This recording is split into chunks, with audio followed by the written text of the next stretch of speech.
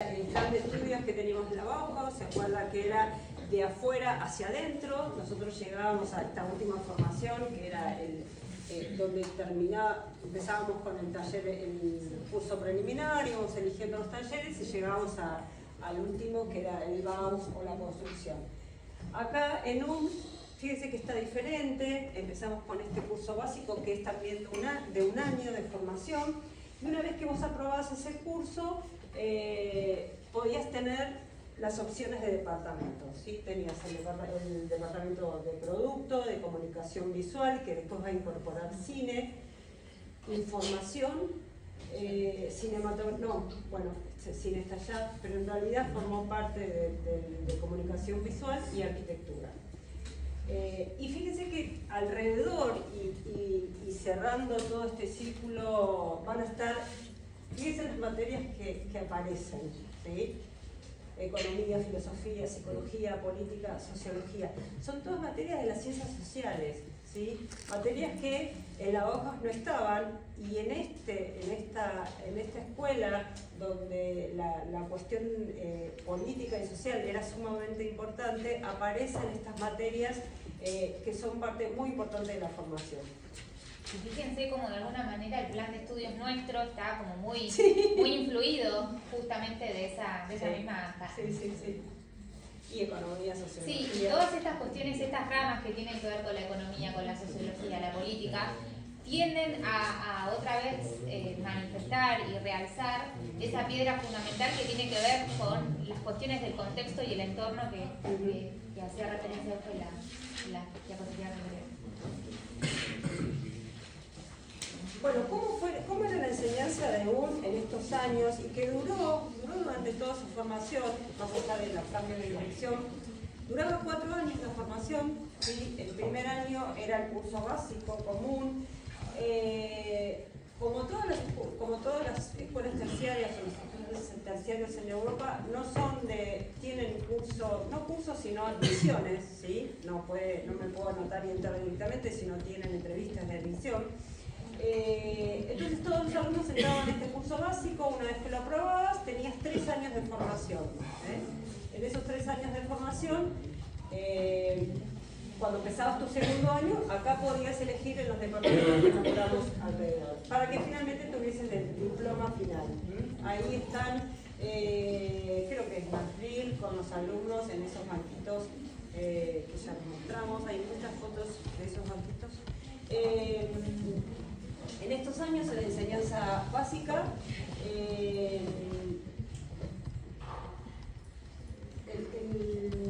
el foco, si bien había como habíamos dicho en este primer año, en esta primera etapa con la dirección de Maxville, que había una orientación en realidad entendido como intuición de forma, era muy importante la responsabilidad y la conciencia social de los estudiantes. Fíjense que hoy hablamos de eso de evitar el derroche, de hacer bienes durables en el tiempo. Todo eso tiene que ver con la responsabilidad social y con la responsabilidad también del entorno.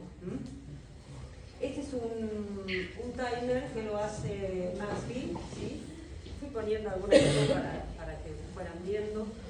Y como decíamos, apenas dura 3 años, la primera etapa con la dirección de Maxville, y hay un cambio rotundo, ¿sí? Un cambio rotundo en la formación.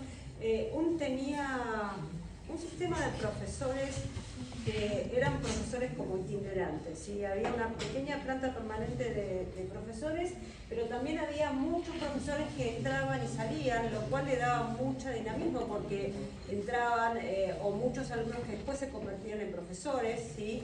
Esto es interesante porque vieron que siempre un profesor por ahí siempre va, a lo largo de los años va marcando su línea, ¿sí? En cambio, cuando aparece gente con otra formación y otras ideas, renueva el proceso pedagógico.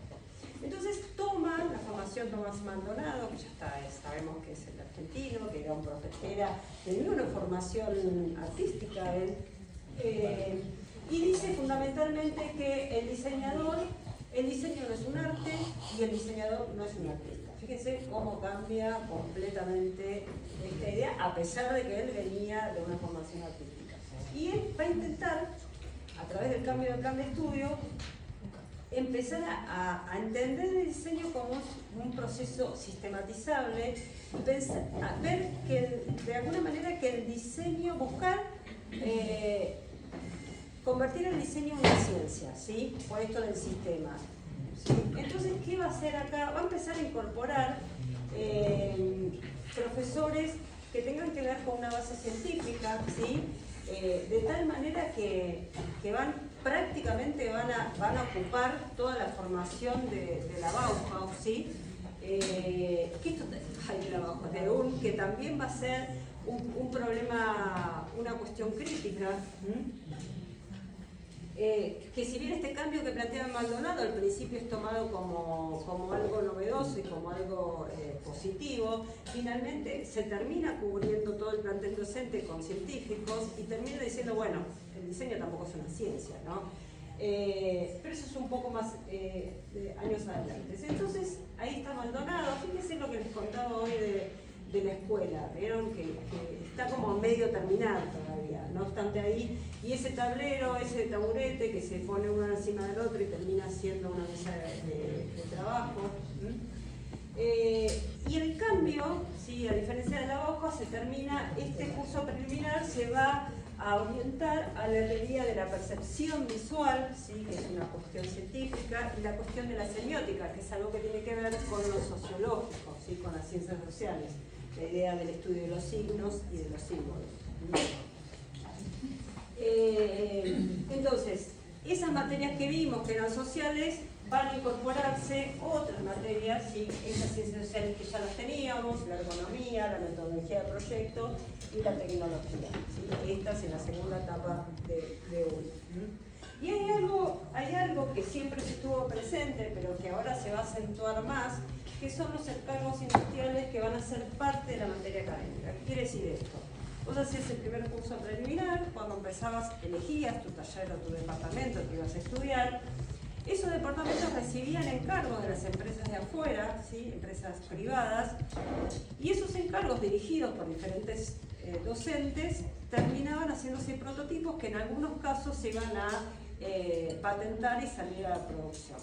Esto trajo bastante discusión en el ámbito del URM porque, por un lado, no todos los docentes dirigían proyectos, porque los docentes sí recibían dinero por una parte proporcional por ese trabajo, y los alumnos, que eran los que desarrollaban los prototipos, no recibían nada. Entonces generó todo un malestar que a lo largo de los años va a terminar un poco en la crisis, dentro de otras cosas, en la crisis de la escuela. Después otra de las cosas que también genera ruido es un poco también los debates que se debaten en la Bauhaus, es que tanto en algún sentido la industria va rigiendo los modelos de diseñar o las formas de diseñar o lo que se diseña, y no justamente en los periodos de formación de diseño industrial que pueda ser creativamente mucho más libre. Entonces también empieza a haber esas dicotomías de la inspiración, de la creatividad. Los condicionan, ¿no? Sí. En una cierta medida. Bueno, acá es como un detalle tomado del texto de este archivo. Fíjense que el programa de la enseñanza básica va a incorporar matemáticas, después la teoría de la percepción, la semiótica, y toda la enseñanza va a tender a tener una base científica. Este es todo el... Bueno, y algunos trabajos del curso preliminar, esta idea de mallas o de texturas, que se hacen y que pueden ser aplicadas en láminas, en textiles o en tejidos, en campos decorativos, son trabajos de los alumnos de los cursos preliminares, o esta idea de pensar en un módulo y cómo repito, por esta idea de construcción o de sistema, en este caso es un módulo que parece un puzzle, ¿sí? Se repite, se encastra, se jugaba mucho con, supongo que debe ser un poco lo que hacen ustedes en visual, ¿no? Encastrar, rotar. ¿En diseño 1 o en lenguaje proyectual? Ah, yo visual. La visual es de arquitectura. Sí. Bueno. Este Este también es un ejemplo del taller, de la maqueta de un ejercicio del taller de Maldonado, que en realidad generalmente uno lo ve como de Maldonado, pero en realidad es de un alumno, y es esta idea de la forma continua, es esta línea que por un lado es exterior, pero sin cortarse pasa al interior y vuelve a salir, ¿sí? Que es la cinta de Moebius, se llama así también. Entonces, como resumiendo esta aparición de Maldonado, ¿qué deja o qué modifica en el curso preliminar? Ya el debate no va a ser más sobre la estética, sino va a ser sobre la metodología, ¿sí? La metodología de diseño. O el sistema, buscar un sistema metodológico para hacer diseño industrial. Y la idea es crear que el diseño se convierta en una ciencia. Dice el diseñador, ya no se iban a enfrentar con trabajos simples como una cinta en una lámpara, sino iban a comenzar a hacer trabajos mucho más complejos. Y el diseñador ya no es un artista o un ser superior, decía él, sino es un personaje o es un profesional que va a ser como un conector entre los científicos, entre los que trabajan tecnología materiales, los que investigan las cuestiones de mercado. Fíjese que va cambiando el rol de este diseñador. Él lo llama un coordinador. Maldonado dice que de ahora en más este diseñador va a ser un coordinador entre la complejidad que tiene ser un diseñador industrial, ¿sí? Que a veces no solamente es la forma y el producto, sino todas las fases que implica un diseño, desde el proceso de pensar hasta llevarlo a la producción, y después también desde la producción recibir del usuario qué recepción tiene, ¿no? No termina ahí nomás. Eso es como una pequeña cuadrito comparativo de lo que era Bauhaus y lo que era Ulm, ¿sí? Cómo manejaban algunos puntos las relaciones con la industria de cada uno de ellos. Entonces acá los campos de investigación de la ULM va a ser esto es lo que decíamos, no vamos a trabajar en objetos individuales, sino un sistema de coordinación, ¿sí? Va a estar el sistema de coordinación modular, sistemas de construcción, sistemas de electrónica y la identidad corporativa. Vamos a ver qué se hace acá. Uno dice, bueno, esta es la vajilla que mostramos, ¿sí? Que ya la deben conocer todas. El año pasado nos hicieron... ¿No? Sí. Bueno, es un trabajo de tesis de un alumno, está hecha de cerámica y es para hoteles. Y también esta idea de el mismo plato se convierte en tapa por un lado para apilarlo y por otro lado para también reservar el calor. Que fue muy exitosa y que sigue habiendo así como copias o como mucho de esto todavía dando vuelta, ¿no? A mí a veces me gusta mirar esto, cómo han pasado los años y siguen manteniendo la modernidad algunos elementos, ¿no? Pero la idea de apilar para traducir el espacio de... ¿Ese no era el de aviones? ¿Cuál? ¿El de la aerolínea? Claro, esa vajilla me parece que era para una aerolínea, entonces se necesitaba en un pequeño espacio que fuesen apilables y justamente con el tema del movimiento del avión necesitaba que tuviese esa estabilidad. Es justamente el sistema, la noción obviamente primero del sistema en sí mismo, sino también el hecho de que sea apilable y que sea estable. Ah, sí, yo lo tenía como de un hotel. Bueno, me parece que era la... ¿Sí? Ah, ¿sí? Después lo buscamos. Dale. O este otro sistema de objetos compuestos, que es un trabajo de un alumno, que son los juguetes de madera, y que es como hoy veíamos ese ejercicio, ¿sí? de puzzle o de encastre, cómo se lleva acá, en este caso el objeto individual, cómo en conjunto se convierte en esto, ¿sí? Con pequeñas piezas. Y acá estamos empezando a ver los sistemas de transporte, que fue un punto importante y que acá sí podemos ver esta idea de compromiso social y compromiso democrático, porque los proyectos que van a trabajar los alumnos de estos talleres van a ser, fíjense que este auto va a ser, fíjense el tamaño que tiene, el tamaño de las ruedas, ¿sí? Es muy, muy pequeño este auto, es como si fuese un furgón, no, estos autos familiares que se llamaban antes, ahora que ya casi no están, pero cómo se reduce la dimensión, el tamaño, el peso, desaparece, prácticamente está hecho en fibra de vidrio, ¿sí? Y el plástico.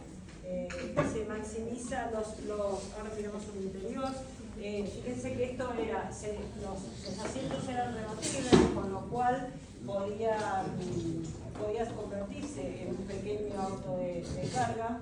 Fíjense que apenas medía 3 metros de largo, y tenía 400. Esta idea del concepto social, económico, democrático que empezamos a ver o que vimos en esas preguntas que nos hicimos al principio. Esta también, fíjense que acá empezamos a ver estos diseñadores, estos docentes que empiezan a circular en los talleres. Boneto fue profesor de la ULM y trabajó, era un italiano, que trabajó por un tiempo, fue docente de la ULM durante un tiempo. Y en general van a ver, cuando empiecen a estudiar en profundidad, muchos de los proyectos o los prototipos que se hacen son sobre carrocerías o rediseños de objetos existentes. Este es un mini taxi de 3 ruedas, sí, es un taxi de 3 ruedas, es la pequeña dimensión que tiene. Solamente se accedía por una puerta, sí, no había puertas para el chofer, sino que podía ser rebatible, corrediza. Son prototipos, no se llegan a la fabricación. Y sobre el mismo chasis se hace también este proyecto, que es el vehículo urbano multiuso. Sí, yo he visto en Mar del Plata un cerrajero, ¿vieron? Un cerrajero que hace un cerrajero portátil, así que tienen esta idea, ¿no? Pero fíjense el tamaño pequeño del vehículo, ¿no? Y le posibilita, al ser pequeño, le posibilita una posibilidad de poder acceder al vehículo, un vehículo que no es complejo en términos mecánicos. Y le permite... Fíjense que es súper importante en este periodo, justamente en esta escuela, que empieza a entrar como en este discurso el concepto del diseño industrial. Y desde el diseño de la funcionalidad, que eso es algo que es súper fuerte, que tiene que ver con el contexto, que trata de cumplir como todas las... A mí me encanta la escuela. Sí, tiene menos fama que la hoja, pero... Porque tiene un montón de cuestiones que tienen que ver con... ¿Será que no soy diseñadora? No, que tiene que ver con el contexto, toma en cuenta la funcionalidad, toma en cuenta la ergonometría, cuestiones, toma en cuenta como los procesos industriales, la noción de sistema, la noción de módulo, esta cuestión de generar el proceso creativo que antes se consideraba como algo como magia, empieza a sistematizarse mediante lo que es el sistema del método científico y para mí como le da mucha estructura sólida, teórica y contextual al diseño que lo cual hace que se pueda vender muchísimo más, incluso se producen grandes alianzas entre empresas y diseñadores con toda esta expertise de la modulación, del contexto. Mismo se empieza a pensar como el concepto de los manuales de marca. Entonces es como que es una escuela que marca realmente un antes y un después en la forma de diseñar. Yo la amo. La próxima lo vemos. Como una una bicha tipo Karina, pero... ¿Querés pasar calor? Bueno, este es otro proyecto un curso de graduación que también se hizo sobre una maquinaria existente. En este caso se trabajó sobre las cuestiones de ergonomía, ¿sí? La ergonomía se trabajó básicamente, no se hizo un trabajo de evaluación sobre la maquinaria en sí, pero sí sobre la cabina del conductor. bueno, cerrándola, dándole cierto espacio más cómodo para su trabajo. Y parece ser que el modelo anterior, el maquinista tenía que pararse para accionar las palancas, sacarle condición en el espacio para que pueda hacerlo todo sentado. Parece muy sencillo, pero evidentemente no se había tenido en cuenta. Esta es una imagen de la escuela, del acceso. Fíjense la simplicidad de la forma, ¿no? La modulación de la carpintería, ¿no? Esto parecería que, no sé si está hecho prefabricado, es probable que esté prefabricado, pero fíjense que es esta idea de módulo repetido y adaptado al territorio. En esto de la coordinación modular o del módulo van a hacerse, Google Earth va a trabajar intensamente sobre estos muebles modulares, que él lo va a llamar M125, que es la medida. Se toma el trabajo de medir mucho, no sé si todo, pero la medida estándar de los libros, de las lapiceras, de todas las cuestiones de escritorio, y él determina que el módulo básico tiene que ser 125 milímetros, y a partir de eso empieza a generar estos módulos que son apilables y que uno los puede ir sumando a partir de las necesidades del espacio. Fue un mueble muy exitoso para oficina y también para entornos domésticos, que se fabricó, fíjense, hasta 1998.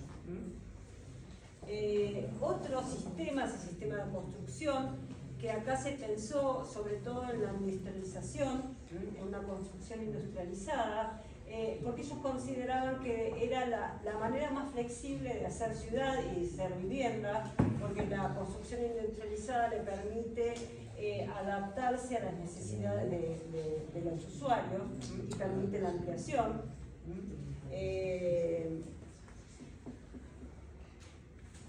Estos son viviendas proyectos, viviendas modulares. Fíjense, de vuelta este ejercicio que vimos de puzzle o de coordinación aparece acá en este proyecto de vivienda, ¿no? Y que permite la modulación. Está pensado para que estos espacios sean rotados, repetitivos, pero todavía se mantengan los patios en el interior de cada hogar.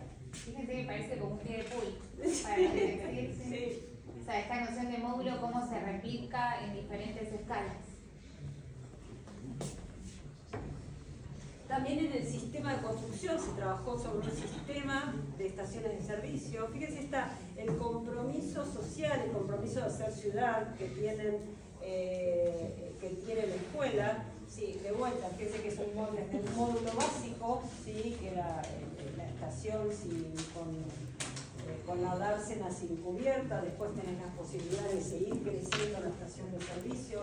Todo se hacía con elementos manufacturados industrialmente y acoplados, establecidos en el lugar, era la idea. Estos son todos proyectos, pero no solamente eso, sino fíjense, no solamente se pensaba en el proyecto, en lo constructivo, en lo físico de la estación de servicio, sino fíjense todas las cuestiones que se tenían en cuenta en el proceso. Óptima utilización del terreno y el acceso, los ingresos desde las rutas. Organización funcional de los empleados, ¿sí? Configuración favorable de las instalaciones respecto de ingresos, servicio, cambio de partes. El proyecto incluía análisis, planificación física y técnica, funcionalidad constructiva, costos, fabricación, ensamblaje y manuales de uso. ¿Sí? Todo esto, ¿sí? No solamente el diseño se quedaba en este módulo y cómo lo podía repetir, sino que todo esto era el sistema de construcción. Fíjense cómo abarcaba, así como decía Caro, abarcaba no solamente el proyecto del producto, sino un espacio más grande. Dentro de este sistema de construcción se va a decir, en este caso dirigido por Bonsiepi, que primero va a ser alumno, después va a ser docente, y se van a hacer el rediseño de estos surtidores, haciendo un análisis histórico del origen de los surtidores, Y básicamente se simplifica. ¿Se acuerdan los surtidores? Ese de IPF que tenía como una ostra, así de esa cuestión más simbólica de esos años. Bueno, se hace una reducción formal, se trabaja sobre el tema de la gráfica del color. También se diseña el tema del pico y eso, pero evidentemente que es muy... sobre esto se hacen 10 prototipos, acá están las diferentes variables,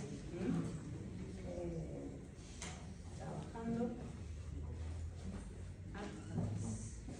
Bueno, y otro de los sistemas es el sistema de electrónica.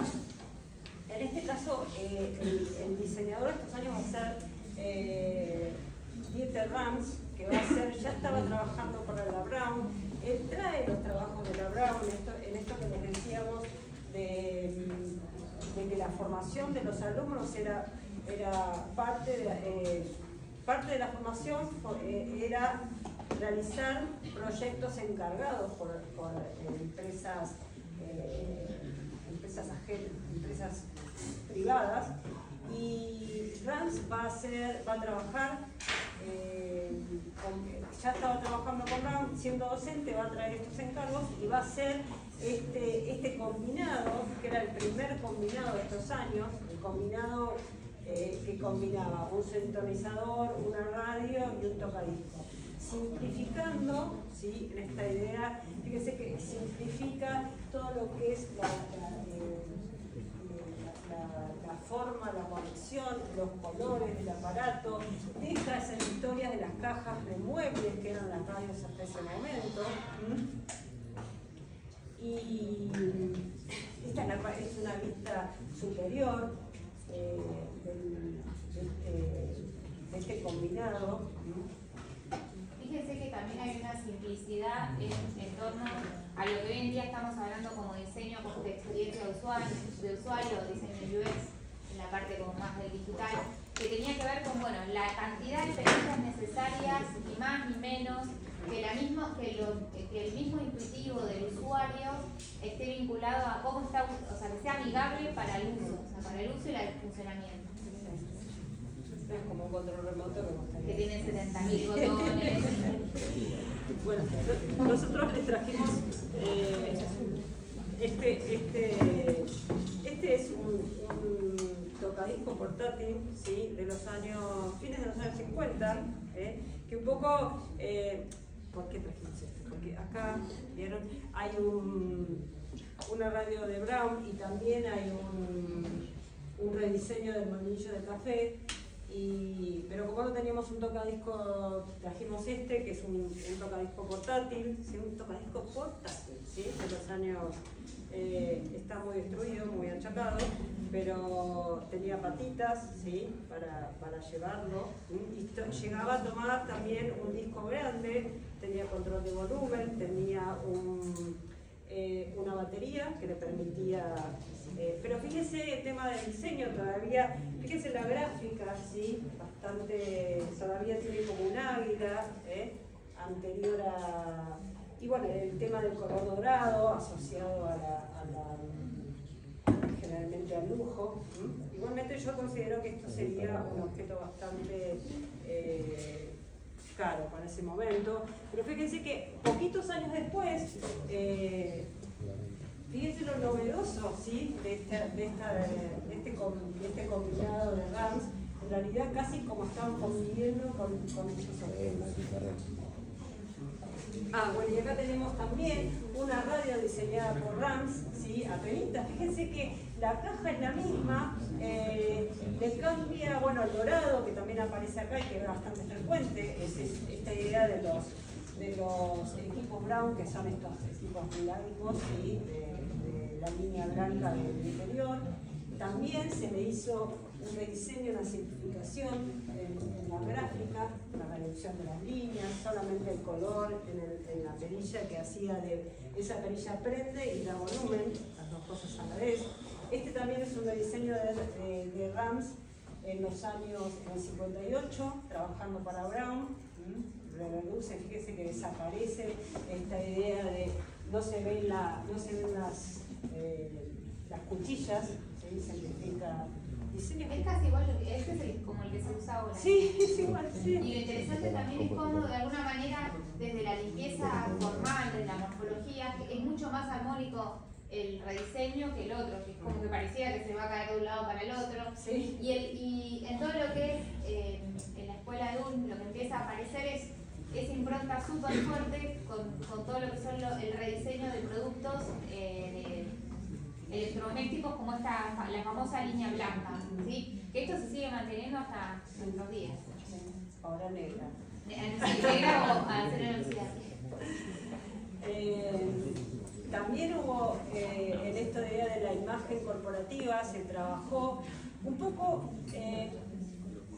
con este conflicto que generaba en la relación de ULM con las empresas privadas. Empezaron a buscar encargos que tenían que ver más con cuestiones estatales, y acá es donde aparece el trabajo de imagen corporativa de la línea Lufthansa, que la aerolínea oficial de Alemania, y acá le hacen toda la imagen corporativa de la línea Lufthansa, los interiores de los aviones, la gráfica, el equipamiento, el uniforme para las azafatas. Esto lo hace, me parece que lo hace Paul Eicher, sí, que fue básicamente un diseñador gráfico. También, unos años anteriores, se había hecho renovada la gráfica en la imagen corporativa de Brown, simplificándola. También en esto de la búsqueda de conexiones con cuestiones estatales van a hacer el rediseño un poquito después, van a hacer el rediseño todos estos pictogramas que van a hacer para los Juegos Olímpicos de Alemania. Fue de Múnich, sí. Fíjense en el concepto de módulos, reglas, guías, o sea, de sistematización, eso es como un gran imperante de la escuela. Sí, que hoy en día uno ya los tiene incorporados, pero en su momento esto fue muy novedoso. Sí, esta idea de cómo comunicar en unas Olimpiadas, en un lugar, un encuentro donde hay gente de múltiples lenguajes o múltiples idiomas, cómo comunicar de manera efectiva donde se hacen en este caso los deportes. Y fíjense cómo también desde el pictograma, o sea, no solamente cómo comunicarlo, sino que cómo generar sistemas de diseño para hacer gráficas que sean como uniformes, homogéneas, claras, sencillas. Sí, bueno, vamos siguiendo. Otro encargo que tiene que ver acá también con la cuestión pública es una renovación, un diseño de los trenes eléctricos, en este caso de Hamburgo, que le encargan rediseñar la cabina del conductor y los interiores de los vagones y los exteriores. Esto sí se hace, no solamente es un proyecto, sino que también se ejecuta. Este es otro, en este caso es un tren que le pide, dentro del programa de necesidades, era alivianar el peso de los vagones y de las maquinarias. Lo alivian haciendo un trabajo particular en materiales, reducen material necesario en el exterior, y también las máquinas reduciendo 11 toneladas menos va a pesar. También rediseñando la cabina y los interiores. Acá hay un interior, fíjense que vigente sigue esto, si alguien ha tomado el Roca,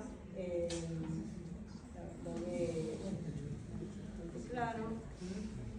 Algunos diseñadores, pero no vamos a hacer hincapié en eso, pero para que tengan algunos diseñadores, docentes importantes de esta escuela: Max Bill, que vimos, Rams, el tema de los sistemas electrónicos, Google, que fue el de los módulos, Ola Eicher de la gráfica, y Children City, que después de acá, cuando cierra un ciclo, se va a venir a América y va a trabajar el diseño en Chile en los años de Allende.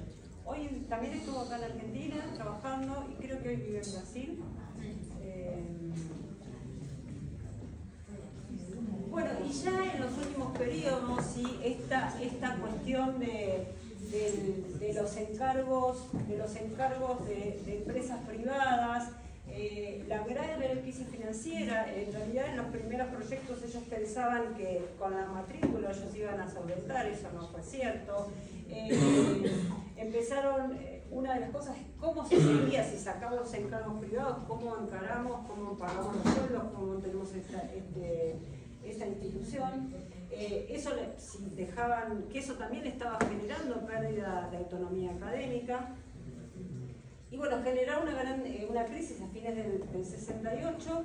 Y bueno, esto es una foto de una asamblea de estudiantes, acá manifestándose, ¿no? Otra de las cuestiones que había también llevado a esta crisis, sí, que entre las crisis vieron que son varias cosas, varias temáticas, era que esta orientación científica que se había puesto al inicio del Maldonado, prácticamente todos los científicos se habían copado, ¿sí? Prácticamente toda la escuela de Ulm. Y lo que primero fue como bienvenido, en realidad después fue resistido y realmente se había convertido en algo demasiado riguroso para ser diseño. Entonces, ¿qué se discutía en estas asambleas? Esta cosa de la autonomía universitaria, de la autonomía académica, quiero decir, y cómo se justificaba esta gente que seguía intentando mantener estos contratos privados. Se justificaba diciendo que eso, por decir, bueno, como desde una escuela vamos a hacer productos que van a generar una ganancia para terceros, ¿sí? Esto que hablamos. Entonces, ¿cómo se justificaba una cierta cantidad de docentes diciendo que esos trabajos que eran solicitados iban a generar, ¿sí?, procesos de investigación tecnológica y cuestiones que iban a mejorar la industria de la región, por ese lado? Pero bueno, esto genera una gran división. Maldonado, Indoncip y las personas más importantes finalmente renuncian y la escuela termina pasando al Estado, ¿sí? Termina perteneciendo a ULM, ¿sí? Bueno, hay cosas interesantes acá. Fíjense, Aicher, Guedot y Maldonado se resistieron a este desarrollo y alegaron en cambio que el diseño tenía que ser algo más que un método de análisis, ¿sí? Esto es un poco la crítica que se le venía dando. Bueno, esto es un cuadro que les queda para ustedes, si quieren después para los nombres de quienes estuvieron, las pautas, las formas que se hizo. Y como cierre, me parece interesante, años después, Rams, ¿sí?, que hizo estos aparatos de audio, escribió los 10 principios del buen diseño. Dice, el buen diseño es innovador, el buen diseño hace útil a un producto, el buen diseño es estético, el buen diseño ayuda a entender un producto, el buen diseño no molesta, el buen diseño es honesto, es duradero, es minucioso hasta el último detalle, se preocupa por el medio ambiente y el buen diseño es tan poco diseño como sea posible. Me parece que esto resume mucho de la pedagogía y de la propuesta de Ulm. Creo que acá, sí. Bueno, acá terminamos Ulm, así que